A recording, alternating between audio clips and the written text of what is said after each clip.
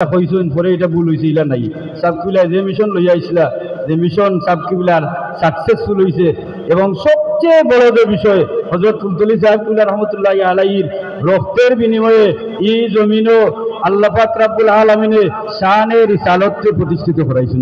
সুবহানাল্লাহ। সাবকিবলার রক্ত ধরছিল কিতা লাগি কোনো সম্পদ লইয়া নাই, সাবকিবলার মাথা মুবারক থেকে রক্ত ধরছে।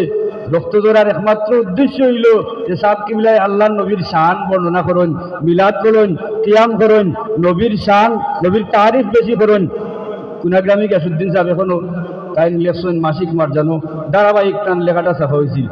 আমি তখন ছোট্ট আসলাম পড়ছি, তখনও আমি যে অনুভূতিটা অনুভব করছি লেখা দেখিয়া যে তারা মারে আর কয় খো আর ইয়া নবী কইবাইনি আর ইয়া রাসূলুল্লাহ কইবাইনি আর এরা মায়ের খাইনের কোন যত সময় দম আছে কই মুজুর হোক। সুবহানাল্লাহ।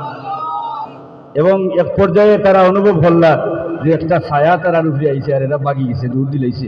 পরবর্তীতে তো তারা সাবকিবলার ইন্তেকাল মোবাইলিসুন হইয়া ফালাইয়া গেছে, মাথার ছত্রটা সিলাই আছিল এবং ইন্তেকালের আগ পর্যন্ত অনেক হাত আইসুন দেখছুন কিতা লাগি একমাত্র আল্লাহ নবীর আদর্শরে আল্লাহ নবীর শান আল্লাহ নবীর মান এই জমিনে বুলন্দ করার লাগি ফুলতলি সাহেব কিবলা রক্ত দিয়া শিখাইয়া গেছেন যে ফুলতলি সাহেবের অনুসারী হলেও কিয়ামত পর্যন্ত এই জমিনে রক্ত দিয়া হইলে আল্লাহ নবীর মান দেব পূর্ণ রাখবো, ঠিক কিনা না?